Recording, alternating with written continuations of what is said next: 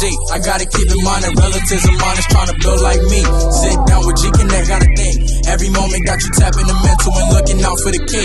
As a youngin', do it all for the G. I gotta keep in mind that relatives of mine is trying to build like me. Sit down with G. Clack, what's happening, y'all? This your boy Mitchy Slick. I'm here with the homeboy D and the homie G2Bs. Yeah, we keeping it all the way gangster on the Gconnet show. Act like you know, homie. If you ain't fucking with them, I ain't fucking with you. Yeah, that. Straight out of Southeast Dago. Logan Ave. Clack. Bill Blast over there with that Gconnet show. What's up? I'm Big Y, and it's the Generation Conversation Network. Y'all tap in.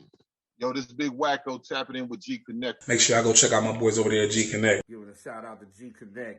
Make sure you tap in with Gconnet. Yo, this Big Wack, I'm on Gconnet. At Gconnet. Tapping in with the Gconnet. Tapping in with Gconnet. Gconnet. The Gconnet. Subscribe to him on YouTube, you heard me? True that. You know what I'm saying? True that. All right, man. It's your boy G2Bs. Your homeboy D Nail, what's happening? We are Generation Conversation Network, better known as Gconnet. We got the homie ISE B Wrong Kind up in the building, man, for to bless us with a conversation, man. You know, for the people that don't know who ISE B is, you know, Googling, bitch, or you gonna learn today. You feel me? That. So ISE B, where were you born, bro? I was born in San Diego, California, 5,000 Logan Block. You know what I'm saying? Many moons ago, homie. That nigga said many moons ago. Many moons ago. So I'm a Dago baby. You know what I'm saying? Nice thing. Okay. I just live out there for about 4 years out of Chula Vista, National City. Okay, that's right. National City is right next to my hood.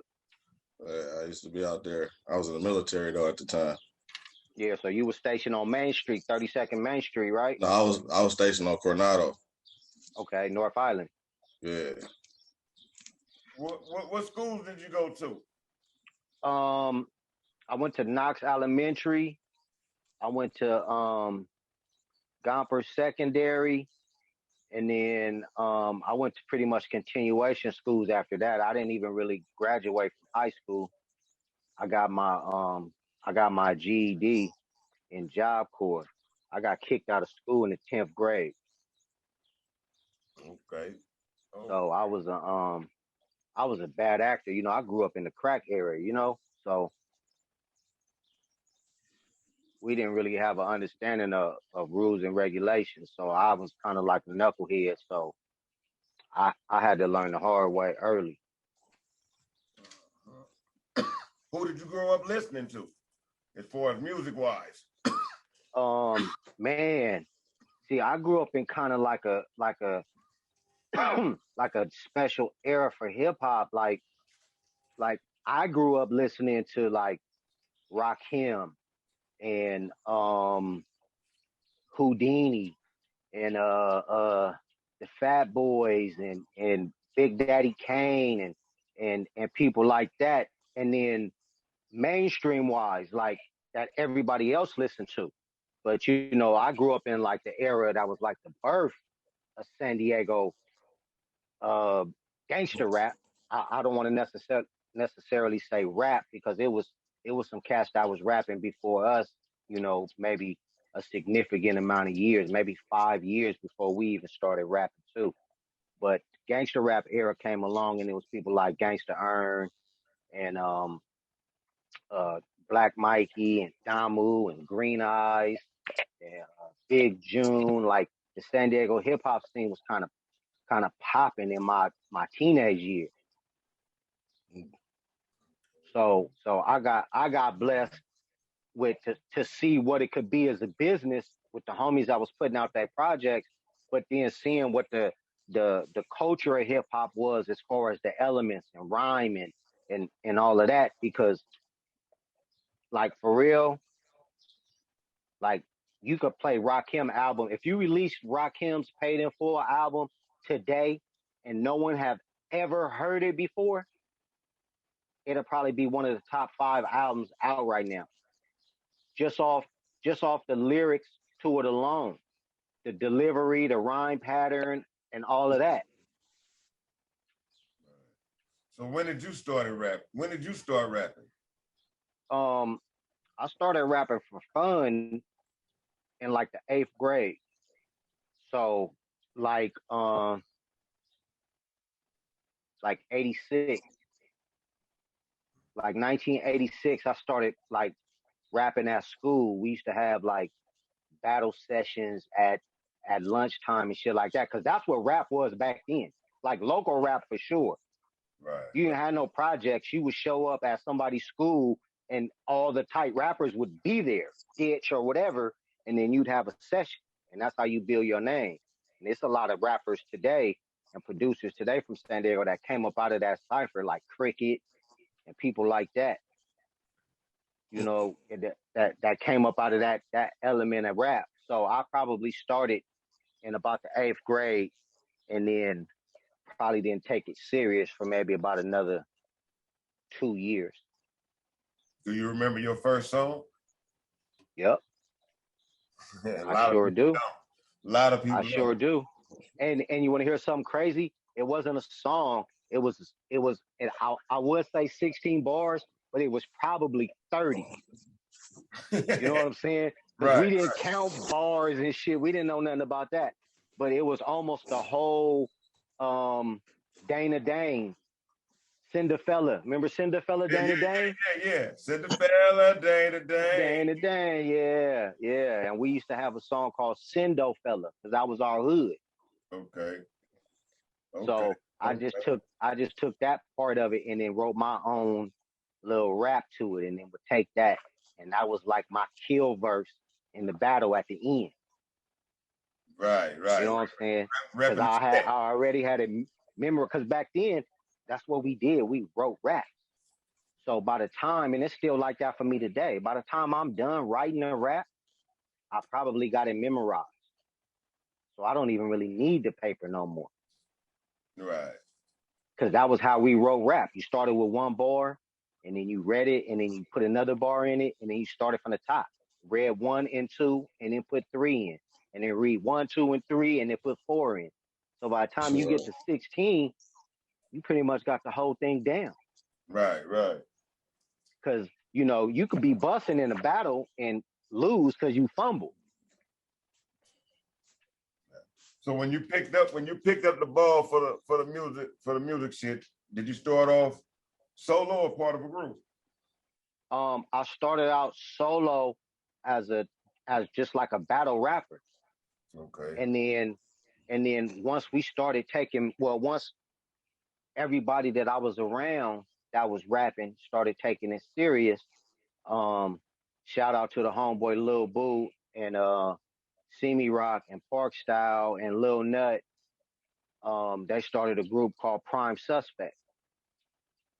But even back then, like Boo had his own little solo. He was KID. He had another rap name, and then he formed a group with some homies. So we started taking the music serious. So I had started a group called Cess Mob, which stood for Southeast Syndicate. But we never actually put no product out.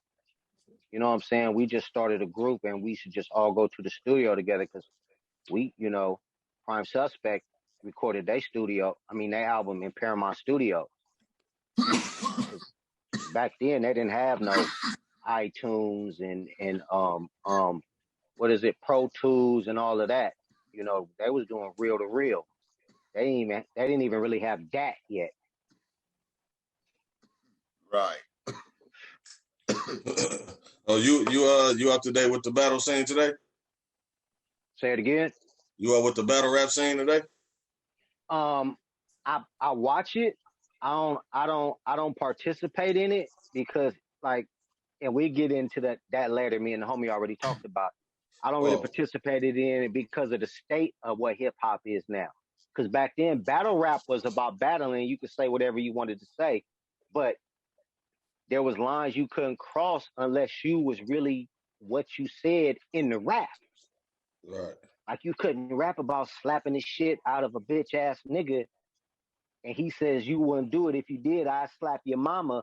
And then it start going back and forth. Like, that's what battle rap is now. How much you can up on the disrespect, not necessarily the lyrical content of it. You know what I'm saying? Because it's about the wow factor. But back then, you said some shit like that in the battle rap. You know, a nigga will park you in the middle of your verse. And then you really become a famous rapper. Yeah. Yeah. Right. So I don't entertain it like that because even though I don't knock it now because it's some talented dudes in battle rap. Like, you know what I'm saying? Like some talented dudes that got real metaphors and deliveries and similes and all the things that come with making a good rap. But in the street aspect of it, because see, that was the difference. Back then, like battle rappers and gangster rappers was like the same thing.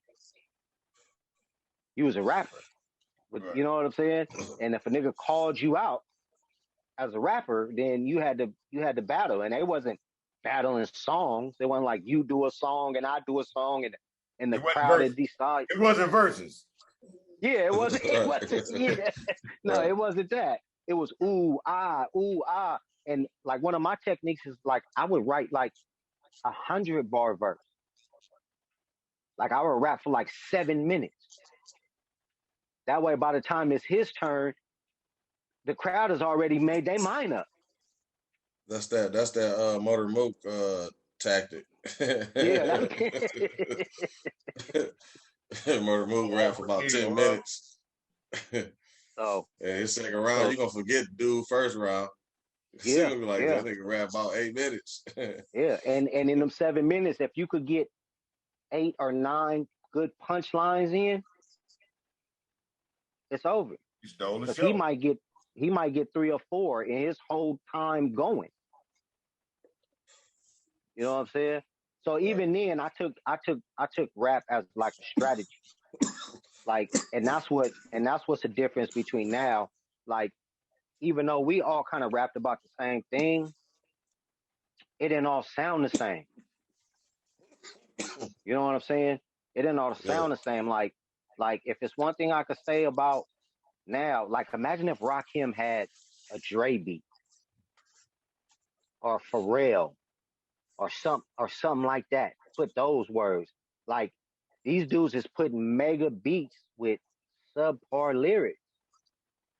You know what I'm saying? And I don't want to shit on no rappers, but it's a platinum selling rapper that got a song that only say one word through the whole song. And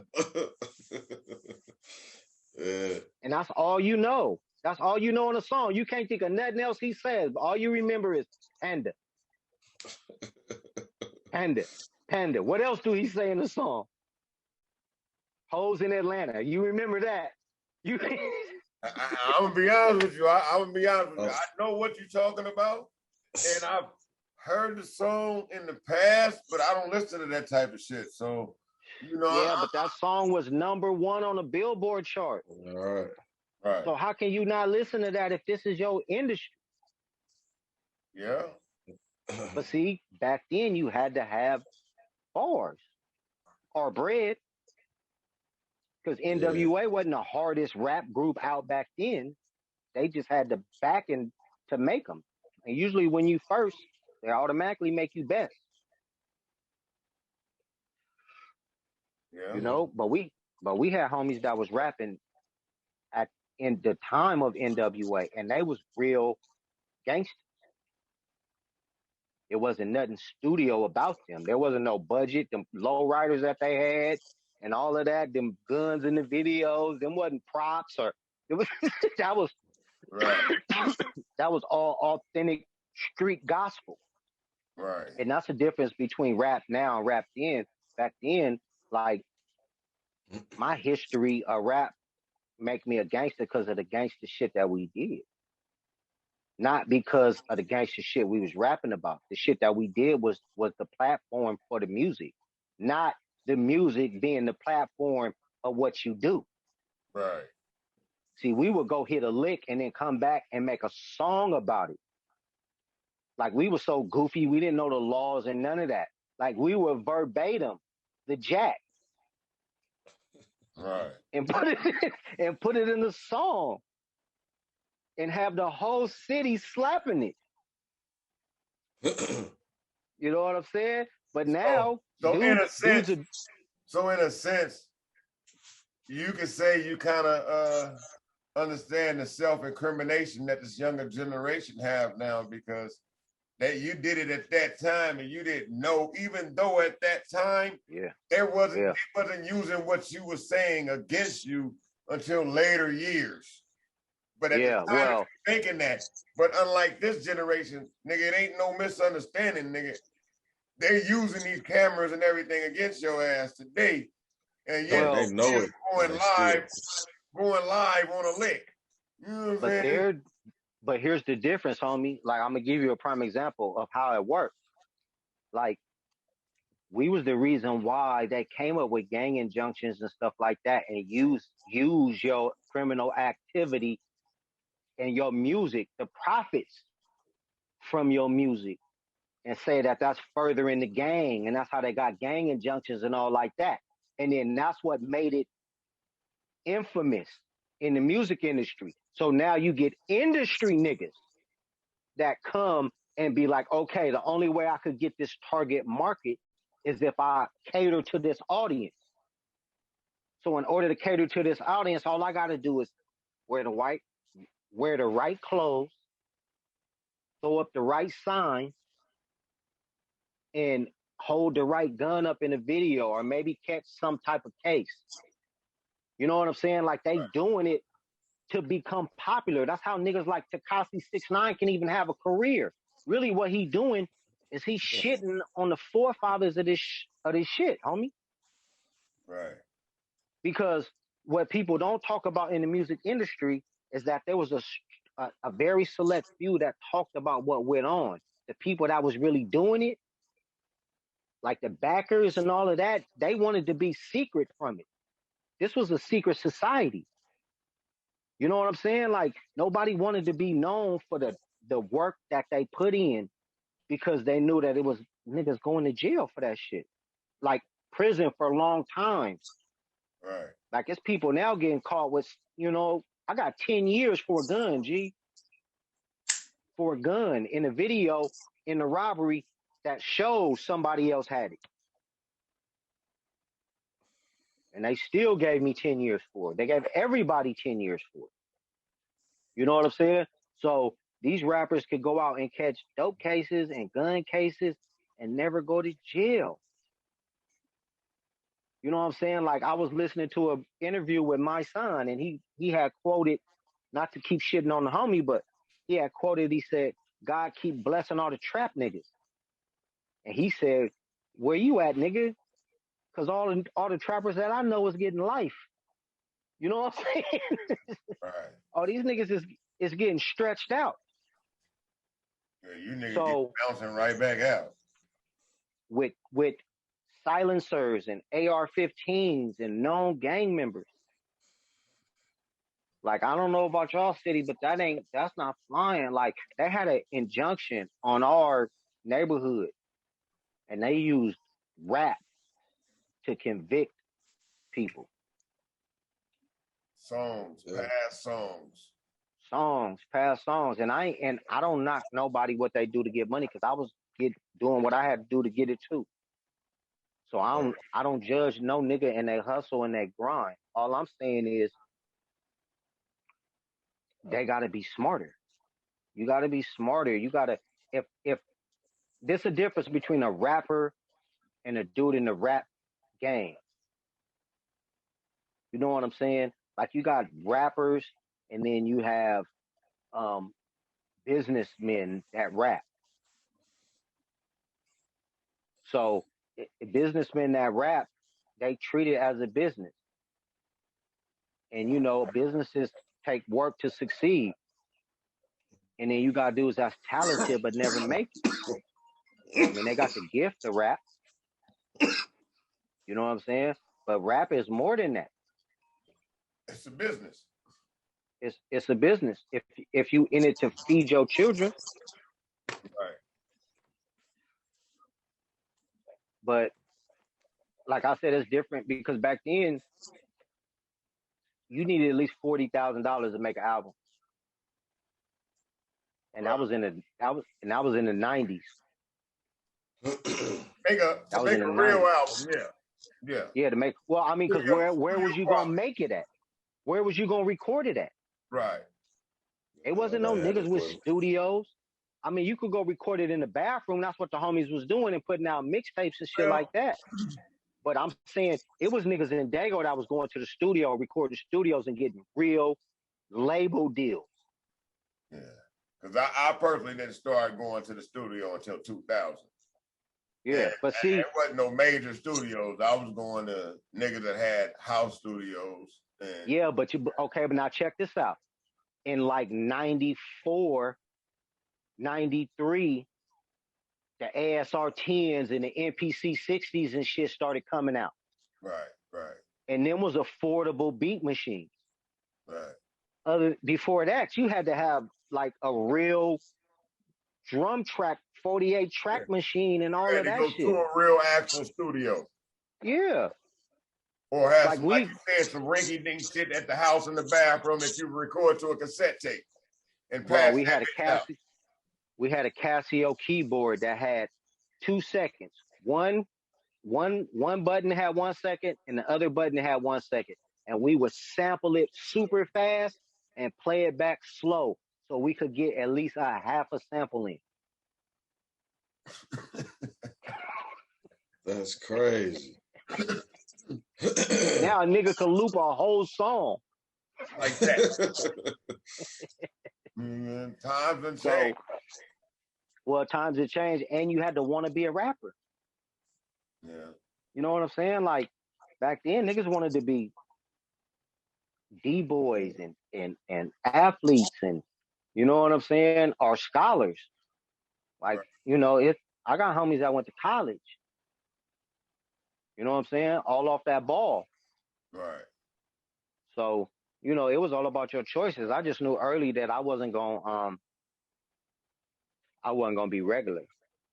I wasn't gonna work. And then when I seen that it was niggas that thought like me on TV talking about the shit that we stood on the corner and talked about and was on MTV and shit, I was like, yeah, I want to do that.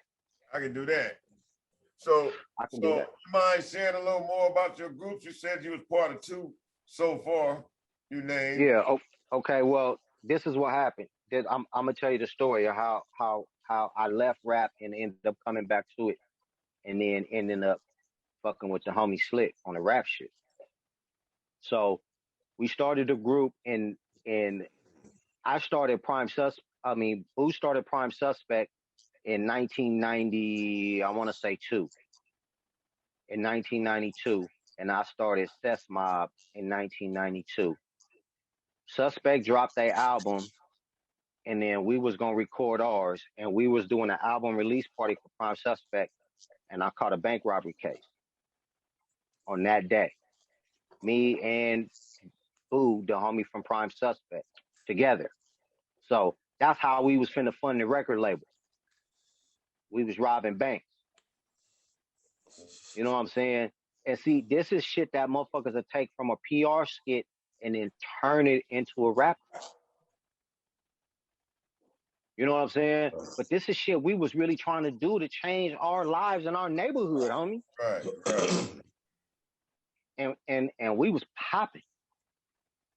You know what I'm saying? Like we was popping. Like we was foreign whips and shit, Cadillacs and shit back then as teenagers. So our transition was to that. So I ended up going to the pen and getting 13 years. So my rap career from 14 to 19 ended at 19. Without no project out or none of that. Just really street cred from shows and shit that we used to do. Like we would do shows and bust over other people's beats. A whole show. Right. You know what I'm saying? Like some cypher shit. But well, I go to jail and I do my time in the feds and I'm in there rapping because I'm in the feds with like rappers. Right. Like I was in TI with Jay Diggs, you know what I'm saying? And Lompoc with Mac Dre. You know what I'm saying? Like Seth the Gaffler from Frisco, like a whole bunch of a lot of Bay cats. You know what I'm saying? Big Y was across the street at the camp. So I stayed abreast of the hip hop scene and all of that because it was really what I thought it was going to be before I got to jail. Right. Because you got to remember, like the years, they sound long, but like I was locked up for the whole death row era. So as a West Coast blood rapper, you know, Right. you know what I'm saying? Who was on some West Coast blood rapping shit then. Right. You know what I'm saying? Like I like missed my chance. That's what I'm thinking. But I'm sitting in jail writing raps to, you know what I'm saying, to all of that shit. And then I see the homie Slick in the Murder Dog magazine. The homie Seth the Gaffler, rapper from the Bay, from Frisco. He pull up on me with the magazine and say, "Hey, this your homie," because he know I'm from Lincoln Park, and you know, and he knows Slick. So I'm like, "Yeah, that's my homie. Where you know him from?" And he like, "Nigga, he got a fire album out, which was Triggeration Station." Right. Right. So I get the magazine and read the article, and I didn't even know the homie was rapping. Like I've been knowing Slick since the 4th grade. You know what I'm saying? Like we've been homies for almost 40 years, G. Right. You know what I'm saying? Sandbox homies. Sandbox homies. And we got pictures of us literally in the sandbox. Right. You know what I'm saying? But so he was popping. You know what I'm saying? He was already popping. Like Triggeration Station came out in 2000. I didn't get out till 2005. So by the time I got out of jail, it was already full swing. You know what I'm saying? Like he was in full swing, like foreigns, big bodies, houses out of state. I was like, man, what did I miss? Right.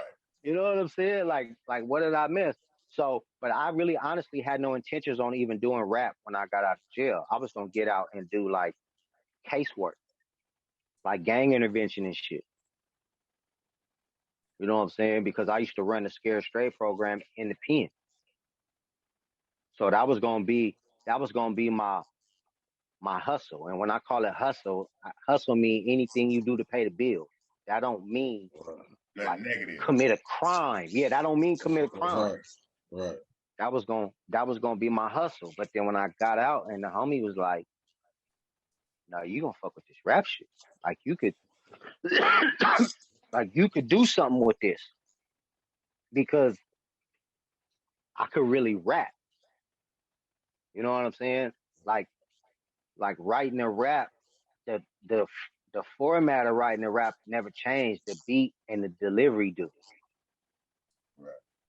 You know what I'm saying? Like back in the days when you had the Run DMC type rap, it was like 1, 2, 3. You know what I'm saying? Right. Now it's like 1, 2, 3, 4, 5, 1, 2, 3, 4, 5.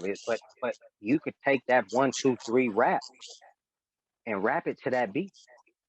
Mm-hmm. If you write it, because that's what rap is, the English language. And I don't want to get all into the technical misplaced modifiers and all of that, how every third word rhymes. You know what I'm saying? Right. And all of that shit. But and that's why it's so many dudes that can rap good now. Because they know the like Lil Wayne. Yeah, because they paid attention in school. Right. Like Lil Wayne is like a walking thesaurus. Man. You know what I'm saying? That nigga was one of the greatest. And that's But they got a book. They have a book that has rhymes. It's called the Rhyme Book. And they'll give you every word that rhymes with the word. Right. Wow. That's synonymous. That's, you know what I'm saying? It's crazy. But then if you take that and then you add the culture of hip hop, then you birth somebody like Eminem. Because that's all Eminem is really doing is giving you almost like a college essay. Yeah. To a beat. You know what I'm saying? And we think it's so tight because shit, half of us didn't even listen in school. So niggas be like, ooh, ah. Like, nigga, this is like Cat in the Hat on steroids. Cat in the Hat on steroids. Yeah. Come on, you can't tell me Cat in the Hat didn't have bars? Yeah, all day. Lil Wayne has stolen at least 30 bars from Dr. Seuss. At least. I'm sure he's used green eggs and ham. I'm positive. You know what I'm saying? If you put tree and bee together, you stole that from Dr. Seuss. Right. Real shit. Real shit. So when I got out of jail and the homie talked me into really getting back into rap, and he happened to be dropping a I don't know if y'all ever heard that mixtape, the Yellow Tape. That was the first actual project I got on when I got out, and that had What's Bigger Than That on there. I had Out of Here. It has some slappers on there, and then from there I just kind of started getting into the business of music. You know what I'm saying? And then just kind of just trying to figure out where my lane was. And to be honest, like me and you was talking, homie, I haven't dropped no projects because since I've been out. I mean, other than the stuff that I did in the group with me and the homie Gconnet, Syndicate Mob Stars, you know, we dropped, well, really 2 projects, but one of them it's done. We just haven't really promoted it yet because, like I was saying, like the state of hip hop, I just don't feel like they would embrace it. You know what I'm saying? I don't think they would embrace it because niggas is talking grown man shit, and grown man niggas don't really buy records. Like, you'll download the song you like to slap on your Harley so you could pull up to it. You know what I'm saying? They'll do that. You know what I'm saying? But like, as far as music, pushing it to make it in rotation and on the singles and all that website, like the people we make music for, homie, they either Pandora or what's the other one? Spotify. They either that or that. They ain't Apple Music or really none of that. I mean, my core audience, because like my shit now is more about like waking these niggas up to the game, like the game of music and life, and how the repercussions of even the rap shit could get you fucked off. So make sure it's worth it. Well, shit, it might need to be heard though. It might be that shit might be the shit that changed shit to make it go to everybody need to be talking, because I think it's changing right now, really.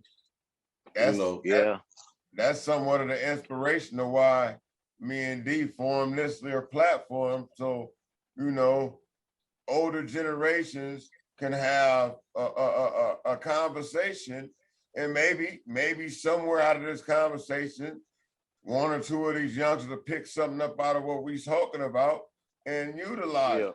You know what I'm saying? As well as I tend to have these same conversations with younger generations as well. Yeah. And we can pick something out of it. You know what I'm saying? Because they give me game. Yeah, because communication is kind of hard when nobody wants to listen based on ego. A nigga sit here and watch you spit some shit like this, some real shit, but won't stand in front of you and listen to you. You ain't got time for that shit right there. Because if I'm out in front of you, I'm out here for a reason. I'm out here to do something. But when I'm sitting here waiting, I'm flicking through my YouTube and I'm bored, or I got some, what the homie talking about? You know what I'm saying? Nigga might get something out of it. Well, you know what my problem with it is that sometimes I think the misconnection between, and I'm talking about big homies and little homies. You know what I'm saying? Because that's how I look at the scenario. Because there's certain people that's at a certain age when I can't really teach you nothing. You know what I'm saying? Right. Like if you ain't got it by now, it's only 24 hours in a day, my nigga. You know what I'm saying? And you can't save the whole world and cure yourself. So I be telling the homies, like the little homies that come to me for guidance and all of that. And sometimes this is where the disconnection comes from. A lot of homies be out here getting it. So they financially successful. You know what I'm saying? But they're not successful in life. And when I say life, the things that you have to do to make it to tomorrow, it's a lot of rich niggas die rich. You know what I'm saying? So that money don't guarantee you longevity. Right. Cause bro, we was cracking. Like I could get up in the morning and come back with an 83 banger in a minute and a half. So you can't really tell me about getting no money. Right. What I'm trying to tell you is how to keep it. And if I got to keep telling you and you ain't listening, I feel that's disrespectful to my time. Because one thing that all those years taught me is that's one thing we can't get back. Because I had paper, came home broke, and now I'm working on trying to get it back again. You know what I'm saying? On a double up. But I know I got it in me. I'm gonna get it hook or crook. But I'm trying to tell them you don't got to do that. It's a way and it's a lane. And if you do that, like I be telling the homies, turn up. That's cool. But imagine if you didn't turn up for 1 year. Like it's niggas would go to the club and drop 5 stacks in a club amongst 5 people. Everybody in the club would drop $1,000. You might do that 3 times in a month. You know what I'm saying? Like that's almost 50 times in a year. Like you could have bought a house, you could have bought a business. And I'm telling you that because I went to prison with a nice big bag and came home with absolutely nothing. Cause 13 years having to get looked out for add up. And then you'll see how much people really love you when they have access to everything you have for a decade. And then you start learning how loyalty means something different. Like, you know what I'm saying? Like I told you, the homie been my homie for almost 40 years. So we passed trying to smoke each other. Even if we fuss or fight or get down. Because I don't mean we still won't do that if we got a misunderstanding that much. Right. But that's my real homeboy. You know what I'm saying? Right. Hold on. That's my real homeboy. So I don't have to worry about, I shouldn't have to worry about that. And this is what I be trying to explain to the homies, because sometimes in the midst of getting it, you'll forget about keeping it. Because everybody, well, not everybody, but no one has popped forever. You know what I'm saying? And I got a gambler mentality. Like I could lose 80% of the time and win 20% of the time and still be in the green. You know how you do that? You make your gains bigger than your losses, G. Right. Now I ain't saying don't go turn up. I ain't saying don't go cop the chain or cop the whip, because I'm doing that too. But here's the difference. I'm almost dead, G. You still got a lot of living to do, homie. Right. You might not be there yet. Like show it. Like hold it for a little while. Like niggas don't even have goals. They have goals about copping chains and whips and shit, and never about how much they'll do or how much they need to have to get it. A nigga stack $100,000 and buy a car with 100 for 100. Now you're back broke with a car, and this is but I'm going through this long ass story to tell you that. But this is how rap is perpetuated to youngsters. Right. You ain't on if you don't got the car. You ain't on if you ain't got the chain. You ain't on, like, niggas ain't putting their real house in the video. Niggas ain't driving a real car in the video. Like, you can't live a fake life with real money, G. Right. And then, so when I make that type of music, it sounds like I'm hating, though. When I say you got girl pants on, that sounds like I'm hating.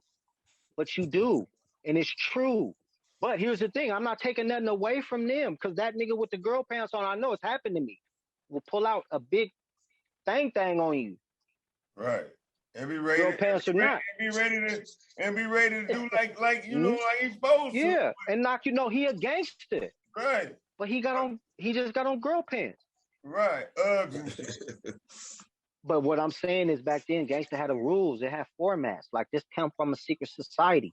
And then only niggas that would buy it to listen to it so they could get into it. Right. You couldn't just come and beef on the turf. How many walk-ons you know that grew up in your era, G? None. None. Oh, shit. None. And I can tell you one thing. It was only like you said, only selected few knew who was who and when they got put on. There wasn't nobody else knew. Just because you from the hood, you don't need to know who put who on. You know, you had to be there. If you wasn't there, you wasn't there. You know what I'm saying? When you see this the homie such and such. Nigga, somebody from the hood telling you this the homie, and he introduced himself, you know, that's when you met him. You know what I'm saying? Yeah. Well, now check it out, homie. How long he been, you know? But yeah. I want to get deep for you real quick and to tell you the real reason why. And I'm talking to you amongst, like, this is homie conversation. Like, this is not the answer I would give on an interview at a radio station or nothing like that, or a publication. The reason why I haven't really dropped a project is because what we do in the secret society we talked about now has been commercialized. So now the record labels and the radio stations and shit, they don't even want to sell it if you ain't talking about that. You know what I'm saying? Like, they not pushing that. They're not pushing that. You could make a song about selling dope. I'm gonna give you an example. Rick Ross had a deal with Reebok, right? Now, hold on. Give me 1 second. Jules. It's getting deep, so I had to. Jules. I need a beer. Yeah, no. Hey, give me a beer, please. Take your time. Yeah. I got it. So Rick Ross had a deal with Reebok. Do you remember why Rick Ross lost his deal with Reebok? No, I'm not sure. He lost a deal with Reebok because he said in a song about giving a bitch a peel. Oh, yeah, that's remember that. What song? Yeah. And they dropped him from. Yeah, I remember that for that rape shit. Yeah, the date rape shit. They dropped it. He said he put something in her drink and she ain't know it. Yeah, and she ain't even know it. Yeah. Now that's date rape. So no, listen, hold on. I'm finna give you some shit that's gonna. This is why rap got me fucked up, because rap is the reason why I think like this. So I don't know how rapper niggas don't see. They dropped him because he put the rape bar in there, right? Mm-hmm.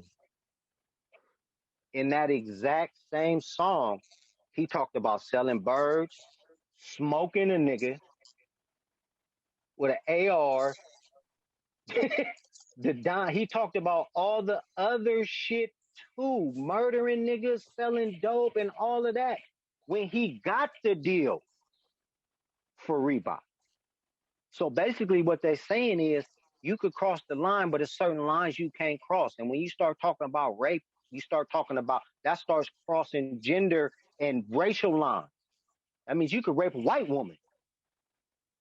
And we're not going to play that on our radio station. We don't promote that. Right. You see what I'm saying? So that in itself make me see it was different when we was making it because we was talking to the niggas that was doing it. You know what I'm saying? We was giving them music to vibe to. That's why niggas feel rap so much. It's a part of their struggle. Because if we never was going through it, we never would make music about it.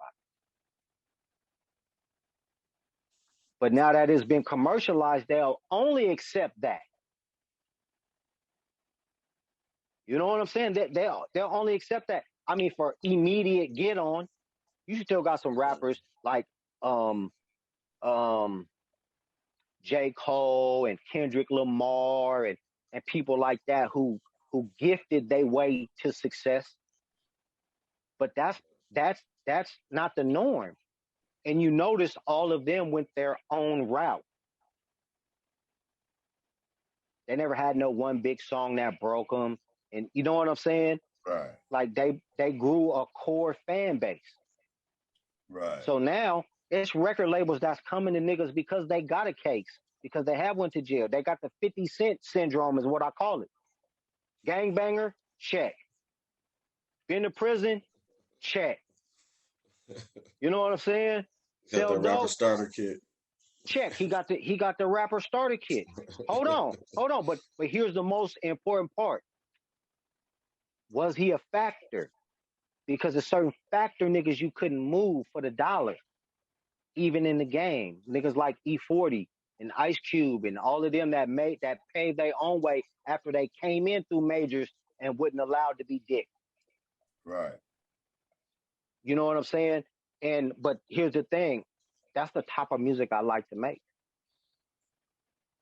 You know what I'm saying? But I don't want to make it and you put it on a platform like I'm condoning that to my people. You see what I'm saying? Right. And because that's a discussion we can have amongst each other, not amongst outsiders. Right. Because I'm man enough and grown enough to say I ain't perfect. As much as I want us to stop killing each other, homie, it's still Lincoln Park for life. That was my next question. How do you feel about the violence that's plaguing hip hop?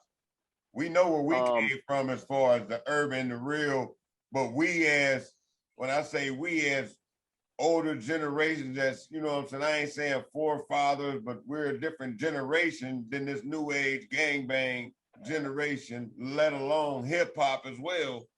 And the violence in our days was a certain way. Well, go ahead. It's intertwined now. And the violence is not necessarily perpetuated through the streets, because the amount of niggas that's getting killed is probably maybe similar to what they was getting killed in the 80s during the crack era. But what makes it more rampant and what makes more participants of it is the invention of the internet. When you could post about it. Because back then, if you smoked a nigga, the only ones who could actually know it and could tell the story were the people that were there. Right. Now it's on camera. And millions of people can see it. And then that somehow gives you validity in your writerness. And it's crazy to me because the most famous ones get famous because they got shot. I don't remember that being a good strike. You know what I'm saying? I don't remember that. Nigga hit you 9 times. And what happened to him? I mean, but here's the thing. Now people are doing it just to become famous. Like, they'll go ride with intentions on recording it and post that shit, bro. Jumping a nigga and all of that. Nigga, you're gonna get all day for that shit. But if you don't, you might get a record deal. You know what I'm saying? So That they that push facts that. that actually And happened. what they don't realize is that record deal ain't gonna save them criminal Well, charges. it's a culture. It's a culture. It's a culture now. It's a part of the culture. You have to actually do something seen and record it and goofy shit like that. But here's the thing. A vast majority of them lose their life to it. And then like somehow that make them Tupac or something. And it's people that think like that. Like it's a culture, a suicide, I call it a suicide culture, but suicide to the streets. Because when you start posting that money and choppers, and a lot of them niggas be in the ghetto with broke niggas. And I don't know what streets that you niggas is on, but it can't be no one nigga around 80, 90 broke niggas. Hell no. Not for long. Right. No, you're gonna have to at least pay 10 of them. Yeah. Right. You're gonna have to at least pay 10 of them. And one of them 10 gonna get greedy. Yeah. And set you up or some goofy shit. And then you're gonna be popping. And then you're gonna be on. So this is the culture. But listen to me, bro. It's more internet than rappers. Because that's what pushes the views. That's what these websites pick up. That's what they promote. But they only promote it because it's us, G. But we control the narrative, especially niggas that got bread. Right. They control the narrative. But for me, I've given so much of my life to it, homie, that it's a personal thing for me. So I give these games and these jewels to the people I personally know gonna do something with it. Because like I said, you can never get time back, G. Right. So like you can never get that back. That's so true. I was having that conversation. My wife said that same thing to me earlier today or yesterday. We was having a conversation about something, or one of our children, you know. And, you know, but knowing what you know about the business, what advice would you give to a youth trying to get in the biz today? I would tell them to be sure that this is what they really want to do. And if you in rap to make money, I wouldn't be a rapper. I wouldn't. I would be a producer. I would be a manager. I would be a booking agent. I would, because they all make money. Everybody wants to be the rapper because everybody wants to be famous. You know what I'm saying? They don't necessarily want to be rich. That's why niggas take 360 deals. And that's the other thing I would tell them. Own your shit. And you know, niggas will sell out for the bag and miss the boat. You know what I'm saying? Nigga sell out for let me say that for you again, G. A nigga sell out for the bag and miss the boat. You be standing on the dock with your bag watching the boat go by. Yeah. You know what I'm saying? So that's what I would tell them. And make quality music, because they making quality music. I just think as much money as rap made now, we should own some of it. Shit, we should own all of it. Well, no, not necessarily, because if I give a nigga a sack, we made it. Yeah, but it's the nigga invented crack cocaine. Don't get paid from every nigga cooking. The nigga invented football. Don't get a percentage of every nigga contract. But that's the beautiful thing about rap. Music is the only industry where you can make a bullshit contract and it stands. There's no way you could go to a Hyundai dealer and pay $200,000 for a Hyundai. If they charge you $200,000, you could get your bread back legally. You can't in rap. If you sign a contract, say I get everything and you get nothing, that's the deal. and it could be for life. Like how many people like rest his soul, DMX. DMX got records for hits. He has 6 platinum albums, and Blood died broke. That's our culture, though. This is, but check this out. I'm positive it's at least 15 or 20 people that went to college off that money. I promise you it was, and all of them were probably white. Because the nigga that own Universal, that distribute Def Jam, they own the rights to that. You see what I'm saying? Right. They owned it to that. That's why niggas like Jay-Z is so successful now, because he passed on the bag and kept the name and just adopted what they do. He adopted what they did. He took the same philosophy they got. I work with you, but it's a partnership, not a I work for you. You want to sponsor Nike? Like, you want me to be a part of the NFL? That's cool. You got to give me some ownership in it then. Because a record label, if you build enough brand, they'll accept you on your terms, but you got to do the work first.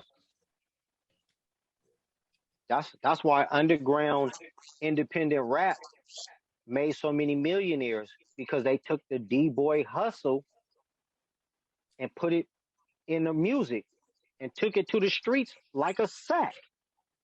Right. How many dudes you don't even know that approached you at a concert, at a gas station, at a liquor store, and had a good enough spiel that you gave him $5 for a CD? Yeah, I've done that for sure. You know what I'm saying? Right. Like, that's how the homies got Wrong Kind bracket. Foot soldiers. They don't do that. They don't do that. Well, because the internet. But here's the thing, because now with the invention of the internet, you could do one show and 1 million people could see it and pay for it. So, but you got to have some type of shock value to go to it, because the internet is so saturated. It's so many rappers, homie. Like, it's almost disgusting how many rappers. It's like more rappers than definitely urban college. Like, if you pick dudes that grew up around the ghetto, how many of them made a rap song and how many of them took a SAT? It would be sickening, homie. And that's our fault. And that's where I sit with rap, because I know I was a part of that problem. I'm the reason why niggas think that they got to go to prison and be from a gang and put a tattoo on your face. Like, I had all these tats before they was popping. You know what I'm saying? So it's different. Now it's niggas, you'll see a nigga tatted up at Walmart. That works at Walmart. You see a nigga tatted up in Jack in the Box. Employee, the drive-through employee, will look like he fresh off American Me or something. And some skinny jeans. In some skinny jeans with a full face tat. So it's but it's just a testimony of how the change in the times and how what we took from a hustle became a global phenomenon. But now we got to start reaping the benefits of it, and we got to start controlling the content of it. Like, this can't be the best rap that we make. That's talking about all the fucked up shit that we've done to each other. We got to start making some type of music about us doing some type of winning. Right. Like, all of us winning. Like, even the ops. Right. Because these niggas don't even know what op mean. Like, right. I bet you they don't know where it came from or nothing. Yeah, they don't know the opposition. Like, they don't. Yeah, you already know I'm a jail nigga. You know what I'm saying? So, yeah, like, the opponent. Like, they don't know what it is. They just know op. It sound good in a rap. Rhyme with cop. top. You know what I'm saying? But a op is somebody that you wish death upon, homie. Like the opponent. You're there to kill him. And these niggas they be rap ops. But a nigga died from that shit and wasn't with it. And when I say wasn't with it, because if he was with it, you wouldn't be rapping about it. You'd be actively out there doing it. And that's how much rap has intertwined. Because like a lot of the forefathers of the rap back then, like, didn't even write their own raps. Like they had A&Rs that built an image and all of that. Dr. Dre and them wasn't gangster niggas, and they was NWA. It was arguably the most dangerous group in the history of groups. FBI warnings and all of that shit. You know what I'm saying? And that was a put together group by a Jew. You know what I'm saying? But I would have been comfortable with the situation if it would have been business and everybody profited. But that was like that's the blueprint of how to fuck niggas in the rap game. Get the hottest artists, put them on, make them do all the work, pay them the littlest, and me and you will split it on the back end when no one's looking. And now these dudes have dropped their own project and to be bubbling and to take a deal and then to leave the niggas that got it popping and then wonder why they shit flop. And that's why Death Row was so popping, because you had to come in there and put work in. You had to really be from there. Yeah, and you had to put work in on rapping. Like you couldn't be no weak nigga on Death Row. Right. And you couldn't sound like nobody else either. Yeah, and you couldn't sound. Yeah, it wasn't two niggas sounding like Snoop on there because you had to be original. But that was the competition of rap. Then now it's about trying to make the same kind of rap. Okay. Like it's hella albums or hella songs that I could listen to and I know them word for word and I don't even know who the artist is. Because it can be 3 of them. You know what I'm saying? It could be 3 or 4 rappers. And I don't want to name no names because I don't want to seem like I'm singling people out. Right. But like the whole Atlanta scene itself, you know what I'm saying? Is people. Yeah, and then they all sound the same. Right. They all sound the same. They said that about West Coast artists at one point in time, because we was all talking about gang banging and this shit. But now, the melody of the song wasn't the same. Correct. Like they didn't sound alike. Right.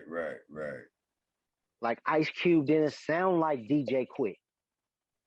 No. You know what I'm saying? Right. Like it was a difference. Now the music was the same. Yeah. You know, we was all using Parliament or funk music and all of that, but the sounds was different. And I'm not taking nothing away from them. I'm just saying,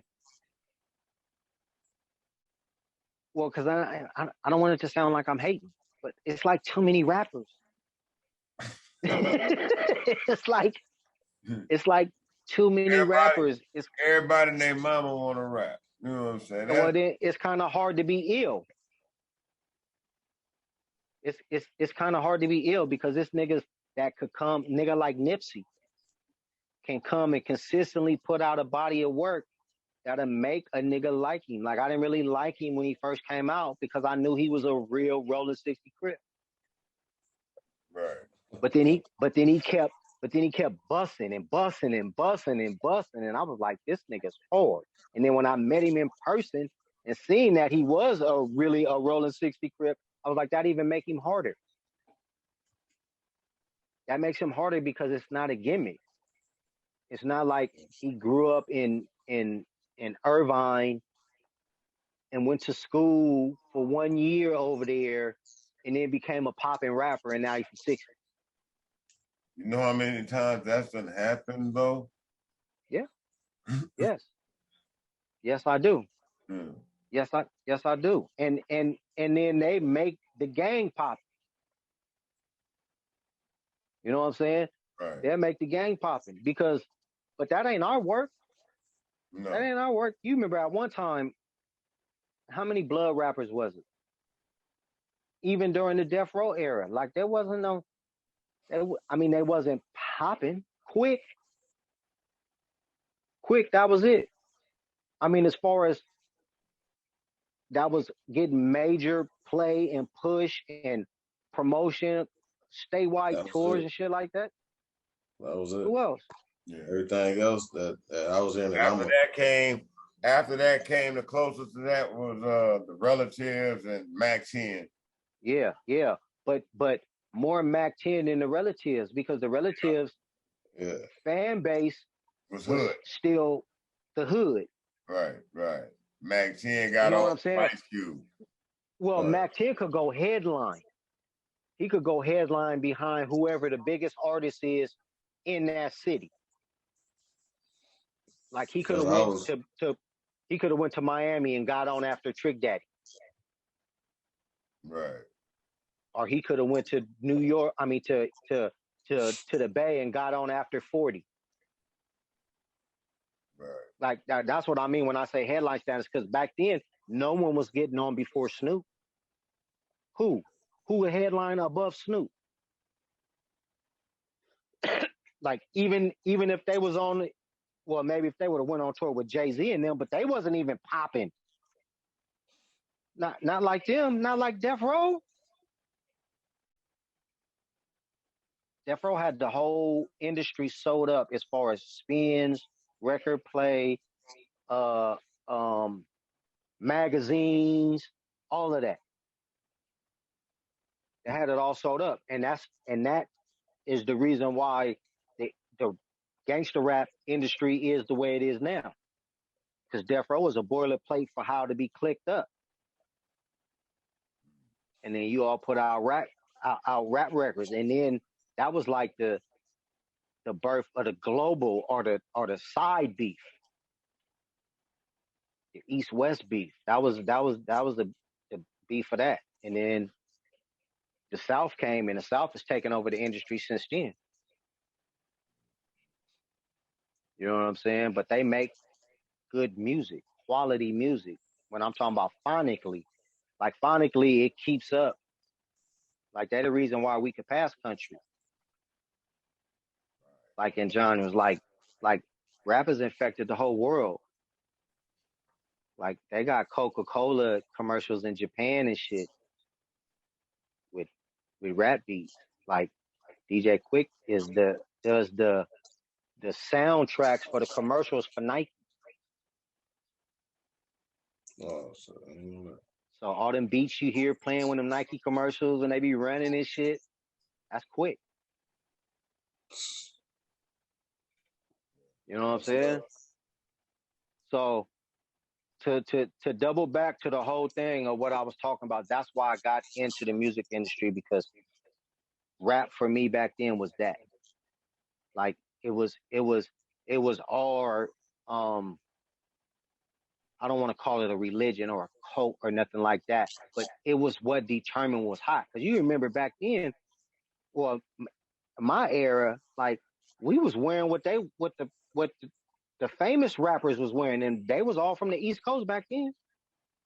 Right. So it was niggas rocking Kangos and Pumas with fat laces, and niggas was break dancing. We was doing, like, we embraced every part of the hip hop culture, graffiti, all of that shit. Right. You know what I'm saying? Like we just didn't have subways and shit at that time. Yeah. Niggas was walking around with linoleum and big radios and shit. Right. Niggas was talking like they was from New York and some more shit, calling each other son and all of that bullshit, homie. Boy. Well, because that's what hip hop did. Hip hop made two cultures come together, and then you see what happened when the West took over. East Coast started talking about the street shit. Even though they was doing it, but they wasn't rapping about it.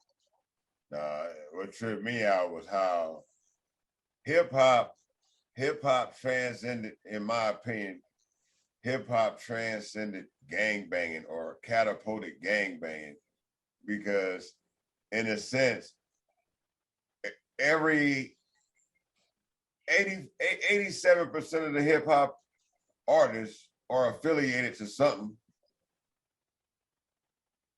Yeah, but that's only, that's only in this generation of top artists. That's only in this generation, because even back then you had artists like ISE was from somewhere, but didn't nobody know it. Right. Like Be Real was from somewhere, but didn't nobody know it. Right. And what I'm saying, that's the difference, is now being from somewhere will make you popular. Right. We just found out where I just found out where Nick Cannon was from. Like, yeah, Nick Cannon from never Dago. cared. All right. Yeah, really Nick Cannon from Dago. He got Southeast tatted on his arm, and the homies be hating on him. Like, why would you hate on a nigga that got $50 million? And be cool with the bum that's still standing on the corner. Talking shit about him. Talking shit about him. He ain't from over here. You should want him to be. You're probably the reason he's not over here now. I embrace him. Every time he come to Dago, I pull up. We pulling up. He done came and shot videos in the turf. He bought the homie lowrider that was in the video. Like when he was done shooting the video, bought it from him, slapped it on a tow truck, and took it back with him. And on some gangster shit, nigga. And that boy back in that's back to what you said earlier, nigga. You know what I'm saying? Motherfucker can't be having nothing in the video I don't own, nigga. You know what I'm saying? I mean, yeah. You know, now he can say, at least you can't say, hey, the homie, that's my low rider in there. That was. What's gonna happen is somebody gonna say that around the homie that he sold the car to, and he gonna get checked by a nigga that's really from over there. Yeah. Like, I don't give a fuck about what you talking about. He gave me 20 bands. He booed with me, nigga.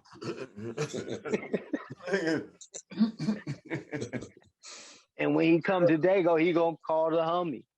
You know what I'm saying? And this is what I be trying to explain to dudes that be in the industry. Why wouldn't you network? Why wouldn't you want to go mess with the homie that's on and popping and learn? Right. And learn. Like, I could have put my project out the same time as Prime Suspect, but I wanted to watch and learn. And I played just as much a role in making that album with him as them, as far as support, just like they was for me making mine. You know what I'm saying? And I reaped the benefits of that too. That's what a team do. Just like they was gonna reap the benefits off my project. Right. That's work together. Well, that's what a team is. Like I don't gotta get the same amount for the show that Slick get. I don't it ain't no competition for me and the homie. As long as I'm getting paid and I'm happy, I'm cool with that. I don't gotta listen, homie. In a game, everybody can't play quarterback. Niggas fail to realize that. Somebody gotta block. But here's the thing. You can have the best quarterback and receiver in the world. If you don't got good blocking, ain't gonna get nowhere. You're not gonna. You might hit a bomb here and there. You know what I'm saying? You gotta have a hell of a receiver. You gotta have when you run across a. Yeah, but even that, when you run across a real team, it's over. That plays fundamental football and smash mouth and blitzing and scheming and doubling the good receiver. Teamwork make the dream work. That's why we still on board, and that's why we still grinding, homie. And like I said, just because I ain't put out no rap album doesn't mean I haven't been eating off rap. Right. Well, I mean, You know what I'm saying? Like, this game is for sale too. You know what I'm saying? And I feel like I've put in enough work for my people that my word can be valid to those that I share it with, because I got some little homies that got talent, and I got some little homies that got hustle. And all you need after that is just a little guidance and support. You know what I'm saying? But I don't do it for the money. I do it for the love. The money I get from it is extra. You know what I'm saying? Because the ability to win sometimes is bigger than bread. Right. That's what you like. Come back to that. Getting the bag, missing the boat, nigga. Getting the bag and missing the boat. A lot of niggas will take 50 up front instead of 100 a month for the rest of their life. Mm-hmm. Yeah. You know what I'm saying? Cash me out. Fuck that. I ain't gonna see the rest of it. I'm gonna put the OG. Yeah, see? Nigga, yeah, like but I'm see the OG, nigga. Whatever I yeah, keep but then doing, you I'm go, gonna but then overdo you it. gonna miss on it. So that means you don't. Well, I don't want to say that, but that means that you don't believe you're gonna live long. That's basically what you're saying. You know what I'm saying? Right. Like, or you don't think that you could get that type of money any other way, because that's what banks do. Banks will give you $100,000 loan and let you pay them $100 back to pay them $140 total. You know why? Because they believe that they're gonna be here. And you know what I'm saying? They're gonna get back whatever you owe them one way or another. Well, because they play the long game. They play the long game. They played it forever. That's how you get generational wealth. I don't need to be that. That's how shoebox money. That's how niggas got rich. Niggas kept it in their house, in their box, in the closet, the garage, under the bed. That was my hustle. When I was young, coming up, I wouldn't buy nothing unless I had 100. Even school lunch, I take lunch. I need a hang though. Yeah, because you never know. You never know when you might run into something. Right. And then you miss the opportunities, and that's what and that's what it's about for longevity in the game. You got to be able to play all that, G. If longevity is what you're looking for. Now, if you're just trying to get something and get in and be a rapper, because there's a lot of dudes that do. There's a lot of dudes get into the music, make money off of it, and go do something else. Right. You know? Well, shit. I appreciate the jewels you dropped, man. You know what I'm saying? Anytime, Get a shout out anytime. from you. You know, appreciate you stepping in, tapping in with Gconnet. I got a couple questions. Top 5 rappers, dead or alive? Oh. My top 5? Yeah, your top 5. Rakim is number 1, because he's the reason why I even wanted to rap. So that'll never change. Then after that, Scarface, because to me, Scarface has the longest body of work that's relevant. Right. Like not taking nothing away from Cube, but like Cube kind of fell off a couple albums. That's why he 3. That's why Cube is number 3. Right. You know what I'm saying? And then after that, I be trying to put new rappers in it, because I know that the core audience that's listening to this probably don't even know these niggas that I be talking about. You know what I'm saying? So after that, I'm gonna give you my top 2 favorite rappers that's out right now to finish off my top 5 that I like. After that will have to be Nipsey. You know what I'm saying? Because like his body of work was big. Like his underground body of work, I think live on like maybe longer than his mainstream shit. You know what I'm saying? And then, like, to me, the hottest rapper out right now for me, as far as lyrical content and believability, I say Mazem. Okay. You know what I'm saying? Favorite album? Paid in Full, Eric B and Rakim. Okay. After that, Ice Cube, America's Most Wanted. Okay. Favorite movie?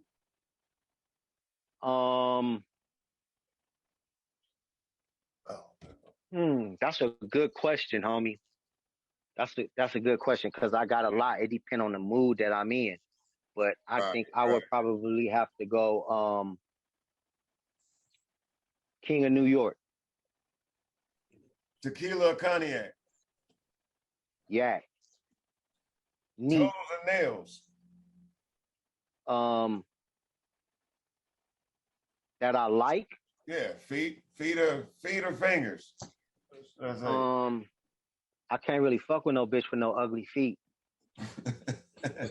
You know what I'm saying? But I don't necessarily gotta see her feet. You know what I'm saying? Right. So let's go credit score. Can I swap that out for credit score? Yes, you can. Titties and ass. Damn, this is gonna sound fucked up, but dark skin ass, light skin titties.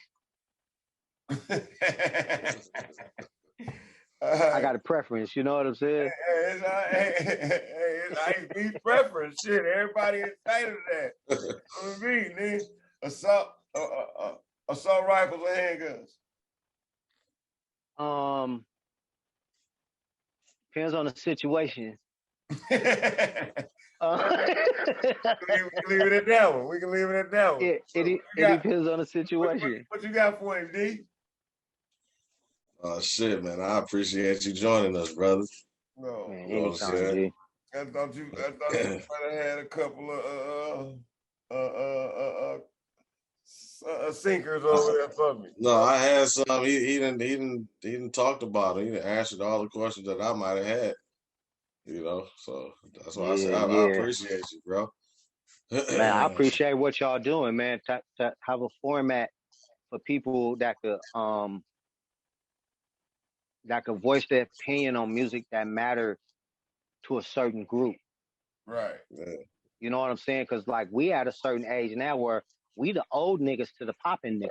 Right. Yeah, we owe it. We owe it. So, yeah.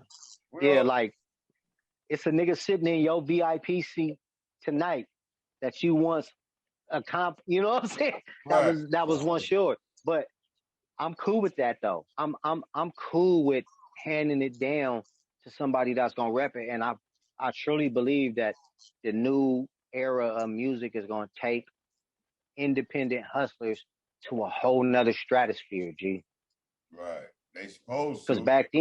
Because back then there was only 3 or 4 people that was really getting money out of rap as far as label wise. Right. You know, you had Master P, you had the J Prince, you had Suge, you had Diddy, Jermaine Dupri, you know what I'm saying? Like, and those was like one in every region. Right. You know what I'm saying? Now you got 5 or 6 popping dudes in every region. And if every 5 or 6 dudes put on 5 or 6 dudes, you start building a circle of millionaires, homie, and then we'll start making a real dent in this shit that has paved the way for a lot of other people to eat off this. Right.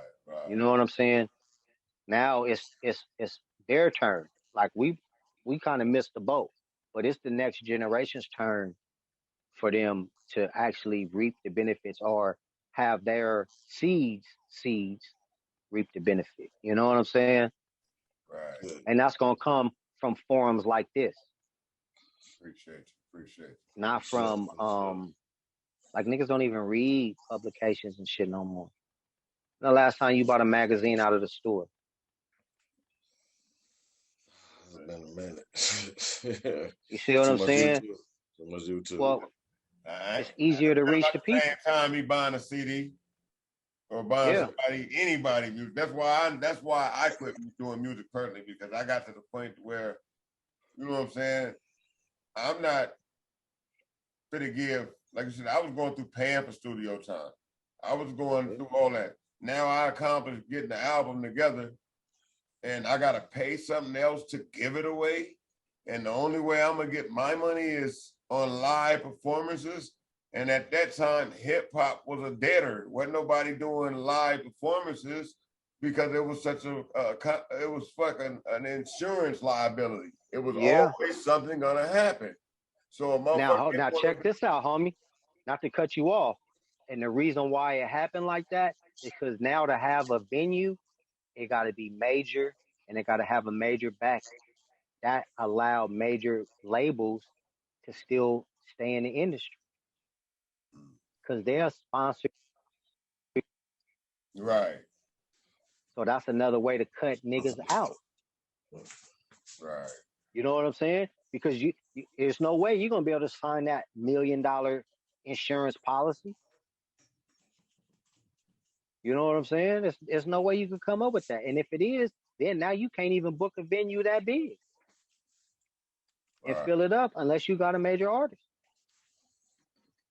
Right. So that was a part of it. And then now, like, bro, I got a 2019 car. It didn't even come with a CD player. Right. It's the same, yeah. And it's foreign. I got a foreign whip. I got a Jag. And it don't even come with a CD player. It come with Bluetooth connection and a USB drive. Right. That's it. Yeah. And CDs is outdated now. Everything is digital. Yeah. But that don't stop it. It don't stop it. You know, they adapt. Right. You got dudes right now that got, you know, that's cashing $60,000-$70,000 checks, have never put their product on a CD. Right, all digital platform, and that's much more cost efficient. You know, you can one flyer. You don't got to press 1,000 of them up and tape them, and you don't got to do all of that. You press one flyer and you get to your millions of fans that you probably bought too. Right. The same thing about tickets. They can buy it online and all that shit. Yeah. So you just gotta adapt to the times, and then you gotta be, like I said, ownership is the key. It'll make you want to spend that money. You know what I'm saying? Because you can see your money actually coming back. Why are we getting an echo? I think that's my headphones about to go out. Oh, okay. All right, well, shit. I got you on here. You know, I appreciate the love, bro. Hey, likewise, bro. Likewise. I appreciate you tapping in with your boys over here, Gconnet, man. ISE B, wrong kind, you know what I'm saying? The authentic one, you know what I'm saying? Because I know there's different, y'all all wrong kind, but you know there's different regions of wrong kind these days. That's what I did mean to mention earlier. You know, I like how, you know, y'all was able to branch out and get different regions, different areas. Yeah. You know what I'm saying? It didn't just stabilize and stay in Dago, you know? Well, because real recognize real. And like I said, we took a business model. Mm-hmm. Like this was a business model. Like, and that's how you build a brand. Right. Y'all built a brand. You know what I'm saying? That's how you build a brand. You can't just build a brand with just the homies. Right.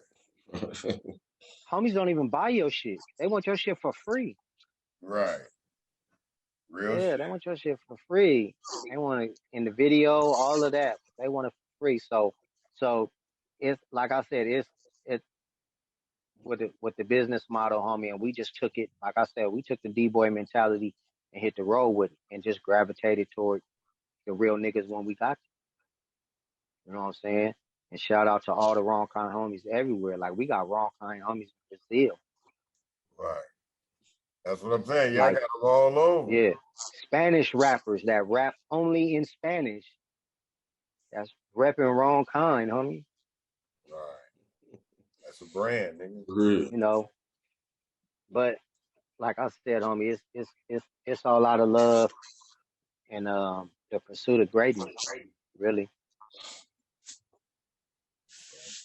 Once again, man, we thank you for sliding through, bro. I'm ain't gonna hold you because last thing I want you to get your earpiece to die on us in the middle of a good jewel you dropping again. So I'm gonna end on that note. ISE B, good looking, blood, bro. Yes, sir. What's up, G? Check that out. But yeah, good looking, my nigga. You know, and man, appreciate you coming through. Man, all love, G. All right. Hey, you ain't. Hey, yo, what up, world? This is Leak from Inglewood, from the original Banging on Wax. Tapping in with Gconnet, where different generations have different conversations with G2Bs. Hey, so like, subscribe, and share on YouTube. Yeah, good looking out. With D and G2Bs, a generation conversation. You ain't got the patience.